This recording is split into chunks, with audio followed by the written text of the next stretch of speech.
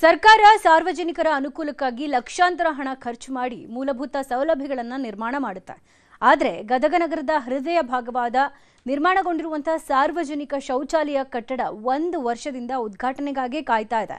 ಆದರೆ ಈವರೆಗೆ ಮಾತ್ರ ಉದ್ಘಾಟನೆ ಭಾಗ್ಯ ಸಿಕ್ಕಿಲ್ಲ. ಇದು ಜನರ ಆಕ್ರೋಶಕ್ಕೆ ಕಾರಣ ಆಗಿದೆ.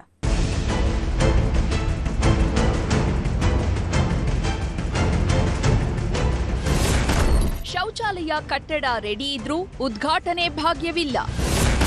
ಗದಗ ಬೆಟಗೇರಿ ನಗರಸಭೆ ವಿರುದ್ಧ ಸಾರ್ವಜನಿಕರ ಆಕ್ರೋಶ. ಗದಗ ನಗರದ ಹೃದಯ ಭಾಗವಾದ ಮುನಿಸಿಪಲ್ ಹೈಸ್ಕೂಲ್ ಮೈದಾನದ ಕಟ್ಟಡ ಕಾಮಗಾರಿ ಮುಗಿದು ವರ್ಷಗಳೇ ಕಳೆದಿದ್ರೂ ಉದ್ಘಾಟನೆ ಭಾಗ್ಯವಿಲ್ಲ. ಶಾಲಾ ಮಕ್ಕಳು ಸಾರ್ವಜನಿಕರ ಅನುಕೂಲಕ್ಕೆ ನಿರ್ಮಾಣ ಮಾಡಿದಂತಹ ಶೌಚಾಲಯಕ್ಕೆ ಬೀಗ ಹಾಕಲಾಗಿದೆ. ನಗರಸಭೆ ಕಚೇರಿ, ಸರ್ಕಾರಿ ಕಚೇರಿಗಳು ಸೇರಿದಂತೆ ಹಲವು ವ್ಯವಹಾರಗಳು ಇಲ್ಲಿಯೇ ನಡೆಯೋದ್ರಿಂದ ಜನಸಂಚಾರ ಹೆಚ್ಚಾಗಿಯೇ ಇರುತ್ತೆ. ಹೀಗಾಗಿ 2021-22ನೇ ಸಾಲಿನ ಅಮೃತ ನಿರ್ಮಲ ನಗರ ಯೋಜನೆಯಡಿ ಸಾರ್ವಜನಿಕ ಶೌಚಾಲಯ ನಿರ್ಮಾಣ ಮಾಡಲಾಗಿತ್ತು. ಲಕ್ಷಾಂತರ ರೂಪಾಯಿ ವೆಚ್ಚದಲ್ಲಿ ಅತ್ಯಾಧುನಿಕ ಮಾದರಿಯ ಶೌಚಾಲಯ ನಿರ್ಮಾಣ ಮಾಡಲಾಗಿದೆ. ಮಹಿಳೆಯರು, ಪುರುಷರು, ಶಾಲಾ ಮಕ್ಕಳಿಗೆ ಅಂತ ಪ್ರತ್ಯೇಕ ವ್ಯವಸ್ಥೆಯನ್ನ ಕಲ್ಪಿಸಲಾಗಿದೆ. ಕಾಮಗಾರಿ ಪೂರ್ಣಗೊಂಡರೂ ಈವರೆಗೆ ಉದ್ಘಾಟನೆ ಭಾಗ್ಯ ಸಿಕ್ಕಿಲ್ಲ.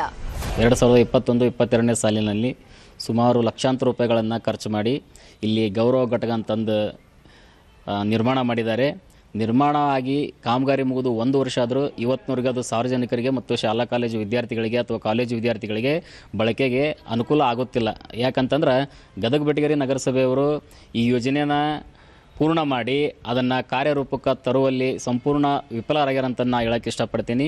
2025 ಮಾರ್ಚ್ ತಿಂಗಳಲ್ಲೇ ಕಟ್ಟಡ ಸಂಪೂರ್ಣ ಸಿದ್ಧವಾಗಿತ್ತು. ಆದರೆ ಇಂದಿಗೂ ಬಳಕೆಗೆ ಮುಕ್ತವಾಗಿಲ್ಲ.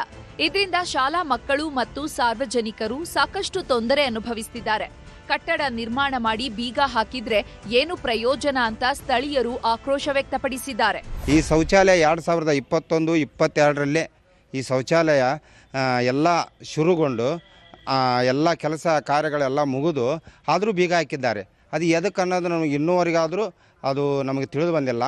ಆದಷ್ಟು ಬೇಗ ಆ ಒಂದು ಗೌರವ ಘಟಕ ಏನು ಶೌಚಾಲಯ ಇದೆಯಲ್ಲ, ಆದಷ್ಟು ಬೇಗ ಅದನ್ನು ತೆರವುಗೊಳಿಸಿ ಅದನ್ನು ಉದ್ಘಾಟನೆಗೊಳಿಸಿ ಇಲ್ಲಿರ್ತಕ್ಕಂಥ ವಿದ್ಯಾರ್ಥಿನಿಗೆ ಆಗಿರ್ಬೋದು, ಆಮೇಲೆ ಸಾರ್ವಜನಿಕರಿಗೆ ಅದನ್ನು ಒಂದು ಸ್ವಲ್ಪ ಆದಷ್ಟು ಬೇಗ ಶುರು ಮಾಡಿಕೊಟ್ರೆ ಭಾಳ ಅನುಕೂಲ ಆಗುತ್ತೆ ಇಲ್ಲಿರ್ತಕ್ಕಂಥ ವಿದ್ಯಾರ್ಥಿನಿಯರಿಗೆ.